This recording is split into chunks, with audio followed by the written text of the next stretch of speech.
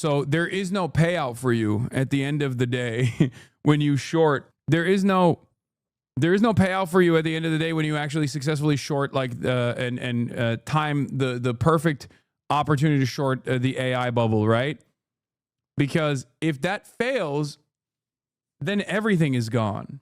This is yet another example of this, right? OpenAI. In a new podcast, Sam Altman says, when something gets sufficiently huge, the federal government is kind of the insurer of the last resort, as we've seen in various financial crises. Given the magnitude of what I expect AI's economic impact to look like, I do think the government ends up as the insurer of last resort. But there is one other problem here, okay? When you get too big to fail, I saw this as well. 4 days out from my life-changing surgery, Aetna has denied the appeal for my brain surgery. To be clear, when I signed up to Aetna months ago, the coordinator had confirmed they would cover the surgery. Then a week ago, they said the surgery was too experimental/elective and denied coverage.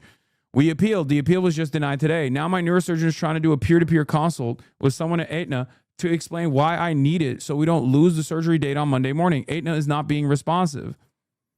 This is sadistic and a violation of basic trust. Please spread this so they can't ignore it. They may not care if I live or die, but people should know just what kind of company they're dealing with. And please pray they are able to have a peer-to-peer consult with my neurosurgeon and have a change of heart. Like, what are we doing? What are we doing here? Like, this is an untenable system. How can people not look at this and say, this is devil work? But as long as some people are making money somewhere along the way, it's fine. At some level, when something gets sufficiently huge, whether or not they are on paper, the federal government is kind of the insurer of last resort, as we've seen in various financial crises and insurance companies screwing things up. So I guess, given the magnitude of what I expect AI economic impact to look like, sort of, I do think the government ends up as like the insurer of last resort, but I think I mean that in a different way than you mean that, and I don't expect them to actually be like writing the policies in the way that maybe they do for nuclear. And there's a big difference between the government being the insurer of last resort and the insurer of first resort. Why is he saying that in public? Well, two reasons. One, what the heck are you going to do about it? Absolutely nothing. And two, this is actually an assurance to the investors. He's saying that because he realizes that right now there is a little bit of panic around the AI bubble, that it might actually be a bubble. I obviously think it is. And they're over-promising something that at least more educated people keep telling me is impossible. AGI, right? Like the notion that they are going to have this explosive advancements in AI technology that magically arrives us at artificial general intelligence, like what you understand as like iRobot, right? Like the actual real AI, not LLMs, not just chatbots, but like real working artificial general intelligence. And the thing is, well, that has been the promise thus far. That requires a tremendous amount of investment and a tremendous amount of failure along the way. We're not even talking about the goals of AGI, obviously. The goals of AGI is to displace the labor force in its entirety. Having said that, what they're trying to accomplish is just like beat China to AGI, or at least a more competent version of AI that can successfully displace the existing labor force and create new super profit structures, okay, which rid the need for labor in its entirety. And God knows what that would do to the already exploding wealth disparity that exists in this country and in the Western world in general. Having said that, because there are fears that they might not be able to continue white-knuckling through this process, that he has to sit there and say, no, don't worry, the government will bail us out. The problem, however, is if the bubble bursts after becoming enormous, and it has already, because outside of the AI stock market gains, the GDP growth in this country last year was 0.1%. Okay, it's like 5 major companies that are the entirety of the stock market at this point. Like it's insane. The bubble has gotten to such a ridiculous size that I don't even know if the American government could save it or could bail it out. So like, I think there is such a thing as like too big to fail, but then there is also such a thing as like something that has become so large that even the American government can't bail it out. And if there was anything that would do it, yeah, there's too big to fail and then there's too big to bail. If there's anything that is close enough to being too big to bail where it ends up cooking the American government and collapsing the global financialized economy, it could be this AI bubble. The problem is that there's a liquidity crisis, a private credit crisis, private equity is over-leveraged, commercial real estate is dying, repo is up, unemployment is the worst it's been since 2003. These are dominoes. The American government is not nimble enough to do anything about it, or competent enough to do anything about it, or the American government structure, albeit still incredibly powerful, does not have the proper tools to do anything about it because their entire purpose is to advance the interests of capital. And capital has a tendency to self-destruct. Capital is so invested in short term that they don't even realize the broader long-term consequences of these actions, of this gamification of the system. So they get ahead of their own long-term stability interests. Because when everything collapses, you're cooked. All of the wealth in the world will not help you, right? What are you going to do? Even if you are so wealthy that you can hire like private mercenaries to defend you and hire private services that only serve the interests of the super, super, super wealthy, do you really want to live in that world? Like, what good is that world if it does not, if it's not the world that we know right now? Like, what does it matter? Is it even worth living in a world like that? And the same argument could be made for climate change as well, where it's like a lot of these wealthy billionaires think, we can overcome, especially in the short term, the most damaging aspects of anthropogenic climate change. But it's like, but do you want to live in a world where there is extreme weather conditions all the time? Like, are you that short-sighted that you can't see that this is not a habitable world to live in? Especially for your next generation as well. It's crazy. Yeah, OpenAI is the gargantuan AI bubble. It lost $12 billion last quarter, but keeps announcing huge new deals to invest in companies with money it doesn't have. So OpenAI wants a U.S. federal backstop for the government to back its investments. Too big to fail 2.0. OpenAI's CFO didn't just say the company wants a federal backstop for chip investment. She said, and I think we're seeing that, the U.S. government has been incredibly forward-leaning. Then she immediately took to LinkedIn to claim that's not what she meant.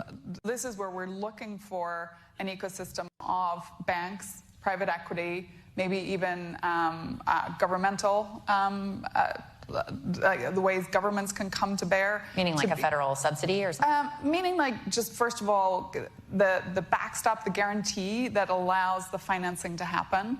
That can really drop the cost of the financing, but also increase the loan to value, so the amount of debt that you can take. Time to short OpenAI. Brother, when we say too big to bail or too big to fail, shorting companies like this don't matter because there is no system after that.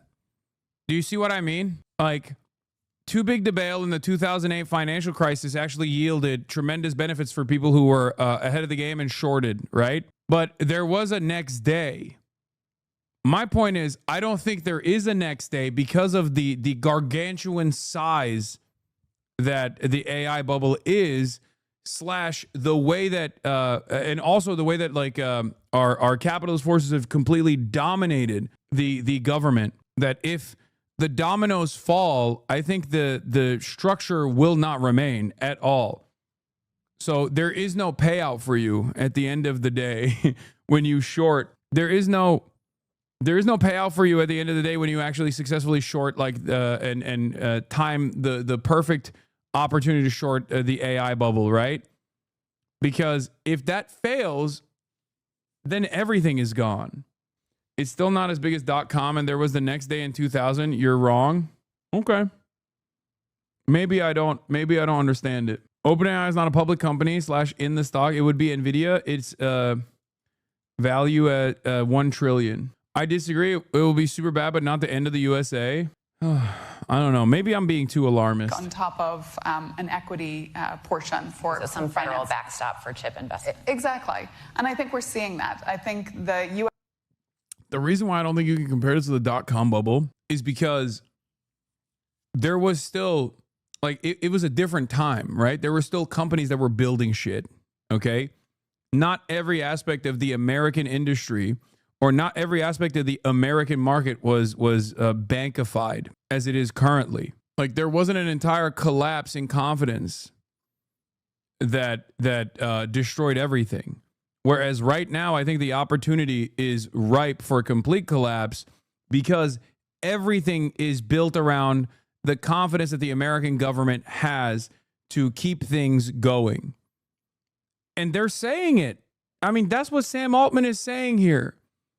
They're saying, like, don't worry, the American government has us.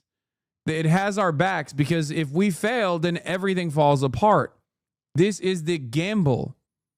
This is the dangerous gamble that the American government has made, which basically says, like, no, this is the next initiative in tech, and it's not going to be born about from the public sector and the public research, which has a lot more room to fail, and you can dump a lot of money into it and make it fail on the sidelines until you actually world-changing success like DARPA with the internet, right? This is in front of you, in front of your eyes, as material conditions are worsening, and where all systems go. We're just like entirely reliant on this pie in the sky technological achievement that will arrive us at this completely new world. We're not even thinking about like the ethical considerations. We're not thinking about the considerations of like what the next day will look like. I'm not even getting into that. I'm not even getting into that side of things because, like, who knows how that will work? Who knows how that will look like? Who knows what that will look like? Sorry. Why this analyst says the AI bubble is 17 times bigger than the dot-com bust. At this point, even the concept of an AI bubble seems to be in a bubble. In fact, Deutsche Bank analyst said last month that the AI bubble has already been burst.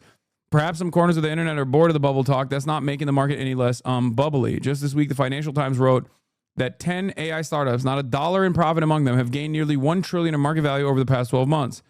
That is, to use a technical term, bananas. Even as Wall Street analysts and tech media increasingly question the hype, drawing uneasy comparisons in the late 1990s, the AI industry's response has been to shrug and watch their valuations tick higher and higher. The AI faithful believe the technology will disrupt in a good way, hopefully, virtually every aspect of modern life, from phone operating systems to pharmaceuticals to finance. And even if there is a bubble, proponents say the dot-com bubble gave us companies like Amazon, and the internet became, well, the internet. There are plenty of skeptics countering the AI hype machine, though few professional market analysts have done so as stridently as Julian Garan, a researcher and partner at the UK firm MacroStrategy Partnership. John Green put a video out there where he took money out of his retirement fund and the S&P 500 because it's only driven by AI, and he needed to make sure that he can diversify in other markets. Earlier this month, Garan published a report claiming that we are in the biggest and most dangerous bubble the world has ever seen. Garan concludes that there is a misallocation of capital in the U.S. that makes the current frenzy 17 times bigger than the dot-com bubble and 4 times bigger than the 2008 real estate bubble. That is, needless to say, a bold claim about a phenomenon that is famously hard to predict. I sat down virtually with Garan earlier this week to talk bubbles and why he thinks AI, the AI fervor is, to quote his report, not just a bit bad, but rather the antithesis of socioeconomic progress. At the heart of the note is a golden rule I've developed, which is that if you use large language model AI to create an application or service, it can never be commercial. One of the reasons is the way they were built. The original large language model AI was built using vectors to try and understand the statistical likelihood that words follow each other in the sentence. And while they're very clever, it's a very good bit of engineering required to do it. They're also very limited. The second thing is the way that the LLMs were applied to coding. What they've learned from the coding that's out there, both in and outside the public domain, means that they're effectively showing you learned pieces of code that's, again, going to be limited if you want to start developing new applications. The third set of problems in terms of how it's built is around the idea of scaling. There's a real problem at a certain point in terms of how much you have to spend to improve them. I'd say it's definite that developers have hit a scaling wall. Otherwise, they'd be releasing demonstrably better and better models each time they came to market with a new product. And since ChatGPT 4 came out in March 2023, they haven't really actually raised the bar significantly. What about the argument that ChatGPT, while not perfect, is capable of doing some low-level grunt work that can increase productivity? There are certain bullshit jobs out there, some parts of management, consultancy jobs, where people don't check if you're getting it right or don't know if you've got it right. So you can argue that you can replace bullshit with bullshit. And yes, okay, I'm prepared to accept that you probably can, but that doesn't really make it more broadly useful.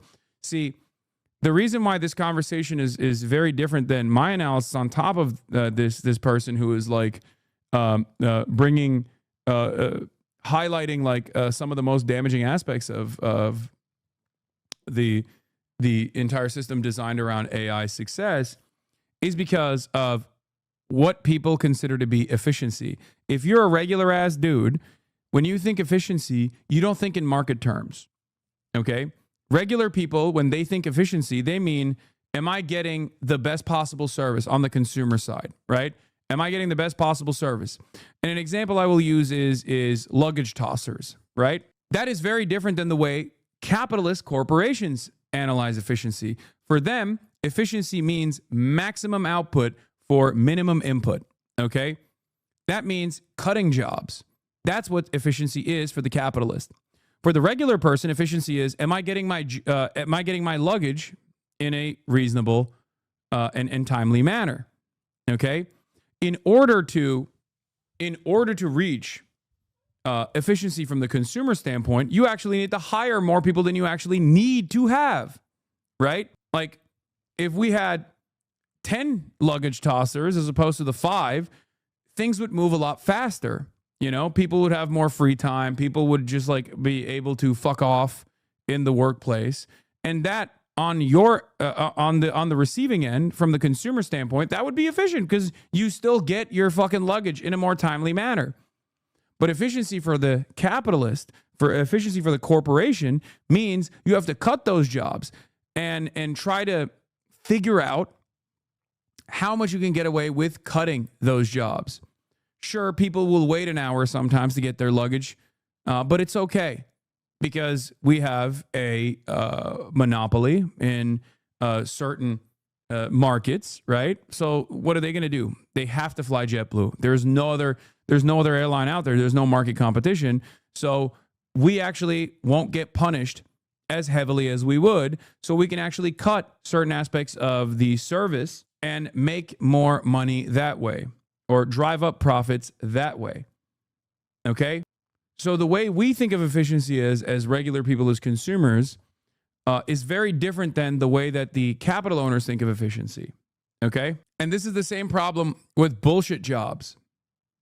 The other side of this issue, the other side of this, the other side of this problem that is never talked about amongst capital owners and capitalists in general, like the theorists in general, is what that does to the average laborer. Okay, there is no consideration for the regular wage laborer in this conversation whatsoever. There's no consideration for their life. There's no consideration for their workplace conditions. There's no consideration for their families. There's no consideration for what that does to the broader economy. Okay, bullshit jobs are fine. It's good to have bullshit jobs. Okay? It's good to have bullshit jobs. It's okay. People need to have jobs.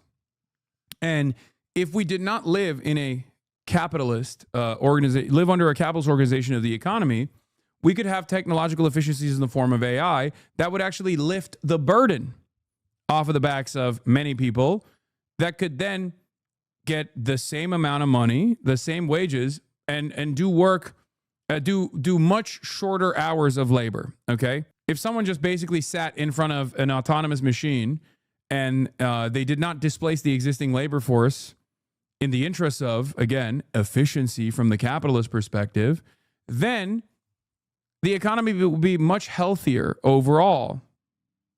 Okay? The capitalist solution to this is UBI. The capitalist solution to this is, just let the robots do all the work, and then eventually, in order to avoid mass discontent and riots, we just give you some crumbs, okay? But it is obvious that capital owners don't even want to give you those crumbs, or they want to give you the minimal amount of crumbs that they can give you without you taking out the pitchforks and burning everything to the fucking ground. That's not a stable system. That is not a stable system at all, okay? The system has to change. Our understanding of how productivity works, our understanding of how labor works has to change. This is what I mean when I say we have to center the working class in our politics. We have to center the labor force in our politics in order to ensure universal stability, long-term stability. But I'm afraid time is running out. Okay? The AI ecosystem can't really sustain itself. You have NVIDIA making a ton of money. Anybody else, the data centers, the LLM developers, the software developers who use LLMs, they're heavily loss-making. Consequently, to maintain the process, you need to have continued funding, which is why it looks like a permanent funding tour. But despite all of this, there's no obvious way that they can actually turn this around to a profit. It's hope over realistic expectation. When you run out of investors, then the whole thing is going to roll over. Are investors actually pulling back? The amount of venture capital willingness to fund some of these startups, especially the software developers, is beginning to diminish because they're valued so highly.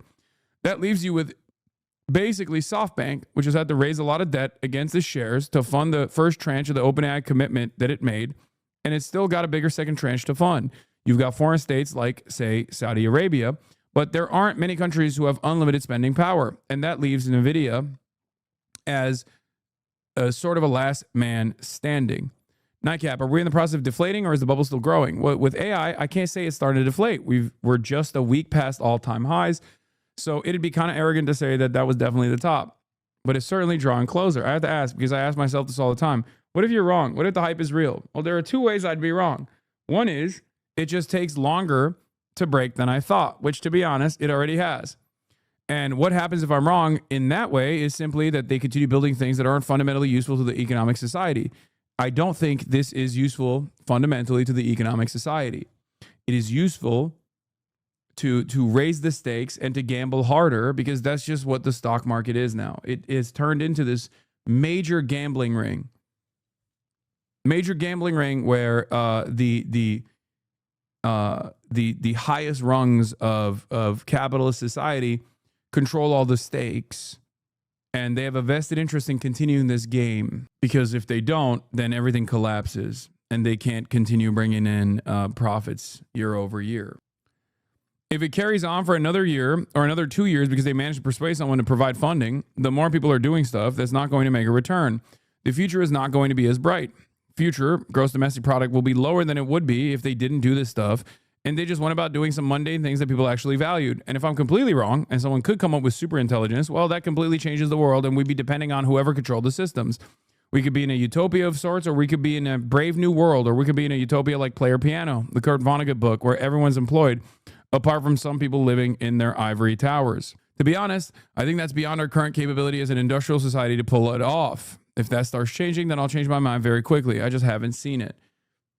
I like that as the contradictions do worsen, as the contradictions heighten, you even see some guys like this person is a capitalist through and through to the bone. But real analysts that look to the existing systems, even with their horse blinders, their pro-capitalist horse blinders that cannot see a world outside of this organization of the economy, still can't help but recognize that this is not really useful, okay? That's pretty alarming when you have econ bros going, this stuff is it useful really? Because these aren't like card-carrying commies, right? These are not card-carrying commies at all. One thing no one talks about is how normal investors don't like this gamblingization of the stock market. For example, Warren Buffett is sitting on a lot of cash, around $400 billion, and is waiting for the bubble, so there's many boomers. That means no money in circulation. Trump just compared himself to FDR in True Social because he's going to propose a new lifetime of debt, 50-year mortgage plan as a solution to the housing crisis. Oh my God.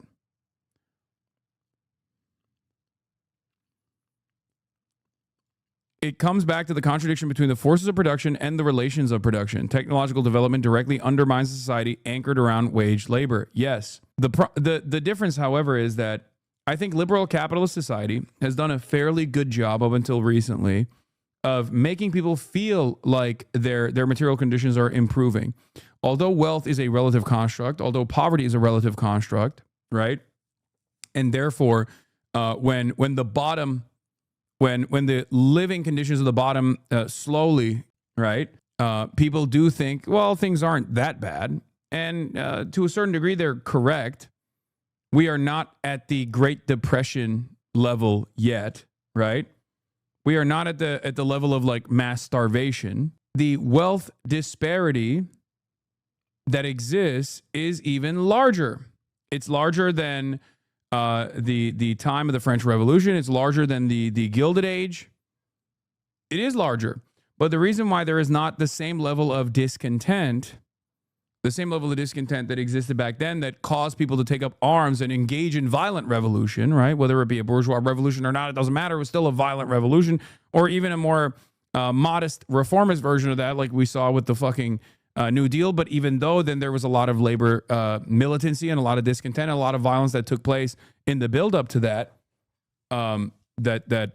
reformist way of getting out of that crisis. Whoa.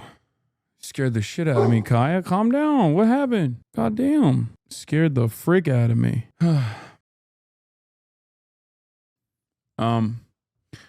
Also, at the time of the French Revolution, the church was the only propaganda tool for the aristocracy to justify its power. 50-year mortgage at 20 years old means you finish at 70 with no extra payments? Yeah. Let's see what Lena Khan had to say about this AI stuff. We're also now hearing increasingly a lot of these executives admit that there's probably a bubble here. That they're, over investing. And just this last week, we heard suggestions from one of the companies that, maybe the government's going to need to bail us out one day. And so, I think all of the concerns around privatizing benefits and profits, but socializing risk and pain is something that they very much seem headed towards. And we're going to need a really assertive government to really stand up to that. And I worry that's the last thing we have in place right now. Yeah, I just don't know. I don't know where we go from here, because the environment is different. We live in a post-World War II. If we're not going to talk about like the political economy, right? Even if we're just going to think about like the socio-political constructs that exist, like moving in the direction of fascism, which obviously these things are intertwined. It's impossible to think about one without the other.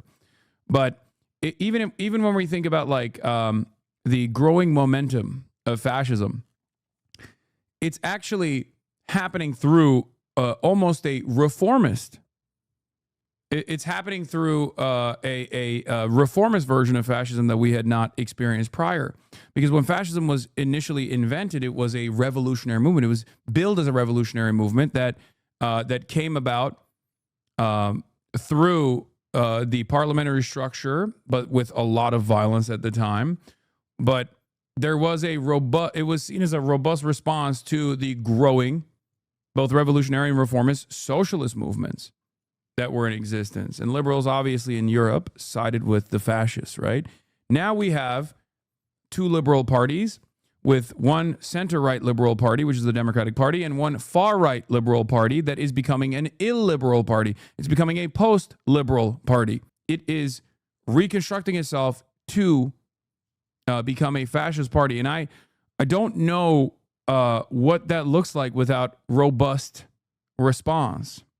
I don't know how that works when there is no post-liberalism on the left side, when there is no organizational power on the left side. Because people, when there is no organizational factor on the left side, whether it be Marxism, socialism, communism, anarchism, whatever you want to call it, when there is no organizational structure on that side, people don't have any alternatives. People don't think about the alternatives. Post-liberalism is liberal nonsense. I mean, I'm utilizing the terms that liberals themselves also recognize, because liberalism, once again, as it did in the 20s, 30s, and 40s, is failing. It's collapsing. And when liberalism collapses, you either move in the left direction if there is an organized movement there. And what we saw in the United States of America was like a robust response with the economic collapse that took place, a robust response from labor militancy, communist